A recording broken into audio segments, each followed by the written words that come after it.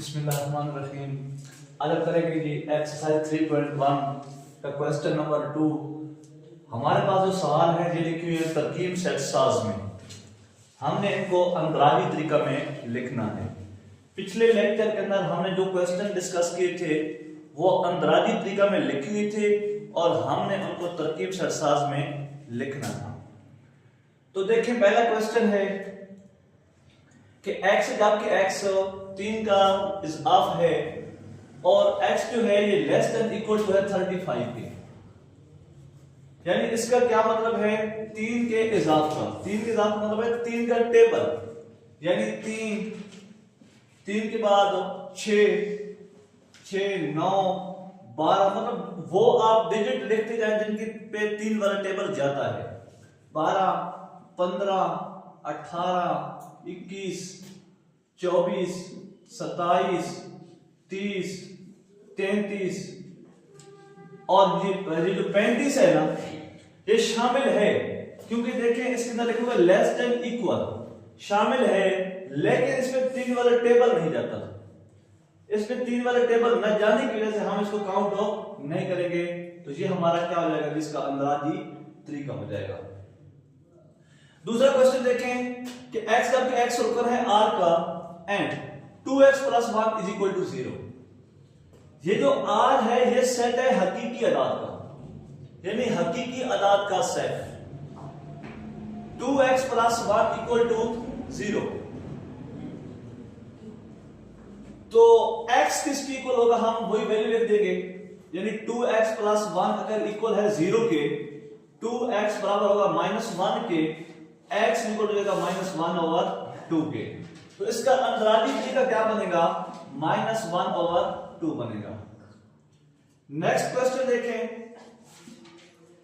x का x रुकन है p का and x less than 12। p क्या है, प्राइम, यानी मुफरद अदाद। मुफरद अदाद वो होते हैं जिन पे 2 टेबल जाते हैं, एक वाला और एक वो हिस्सा जिसका हमने टेबल लेके जाना है। अगर हम गौर करें एक पे सिर्फ एक वाला टेबल जाता है, लेकिन मुफरद के निशान पे 2 टेबल, इस पे दूसरा टेबल नहीं जाता तो हम इसको काउंट ऑफ नहीं करेंगे। 2 हो गया, इस पे 2 टेबल जाते हैं, एक वाला भी जाता है और 2 वाला जाता है। फिर 3 हो गया, क्योंकि इस पे भी 2 टेबल जाते हैं, एक वाला और 3 वाला। 4 को हम नहीं लिखेंगे क्योंकि 4 पे एक वाला भी जाता है, 2 वाला भी जाता है और 4 वाला भी जाता है। इस पे 3 टेबल जा रहे हैं। फिर है 5 पे भी 2 जाते हैं, 1 और 5। 6 को नहीं लिखेंगे क्योंकि 6 पे एक वाला भी जाता है, 2 वाला भी जाता है, 3 वाला भी जाता है और 6 वाला भी जाता है। फिर लिखेंगे 7, 8 नहीं लिखेंगे, 9 नहीं लिखेंगे, 10 नहीं लिखेंगे, फिर लिखेंगे 11 और 12 को भी शामिल नहीं करेंगे। 12 वैसे शामिल भी नहीं था, देखिए इसके नीचे बराबर का साइन नहीं लगा हुआ और बराबर वैसे p 12 जो था ना वो वैसे भी p का रुकन नहीं था। अगर होता भी तो हमने शामिल नहीं करना था, क्योंकि इसके नीचे क्या लिखा हुआ है, लेस देन लगा हुआ तो है, लेकिन इक्वल लगा हुआ नहीं है। फिर देखेंगे इसको, x जब x 128 का मकसूम मिले, इसका क्या मतलब है कि 128 पे कौन कौन से टेबल जाते हैं। एक वाला टेबल जाता है, 2 वाला टेबल जाता है, 4 जाता है, उसके बाद 8 16 32 64 और 128 ये टेबल इसके ऊपर जाते हैं। फिर नीचे देखिए इस क्वेश्चन को, x जब x बराबर है 2 की पावर n और जो n है ये n का सेट है, यानी n क्या कुदरती है और कहां तक जा रहा है, 8 तक जा रहा है। मतलब 2 की पावर कहां स्टार्ट होगी, 1 से, फिर 2 की पावर 2, मतलब ये 2 तो हमारा कांस्टेंट है। बात हो रही है n की। फिर क्या लिखेंगे, 2 की पावर 2, फिर क्या लिखेंगे 2 की पावर 3। मैं आपको बता रहा था कि जो 2 है ना ये हमारा कांस्टेंट है। अब जो ये रेंज उसने दी है ये इसकी पावर में दी है। फिर क्या होगा, 2 की पावर 4 होगा, 2 की पावर 5 होगा, 2 की पावर 6 होगा, 2 की 7, 2 की 8 नहीं लिखेंगे क्योंकि नीचे बराबर नहीं लगा हुआ। तो ये 2 की 8 इक्वल होता है 2 के, 2 की 2 होता है 4, 3 8 16 32 64 और 1 2 8। तो ये आपका क्वेश्चन हो जाएगा। तो ये इसके क्या हो गया जी, अंदराजी तरीका हो गया। अब चलते हैं नेक्स्ट ड्रिल की तरफ। नेक्स्ट जो है जी, x तक के x रुकन है n का एंड x + 4 = 0। n से मुराद कुदरती अदाद का सेट, मतलब जो 1 से स्टार्ट होगा। तो x + 4 को अगर देखें तो ये इक्वल है 0 के, तो x किसके इक्वल होगा, -4 के।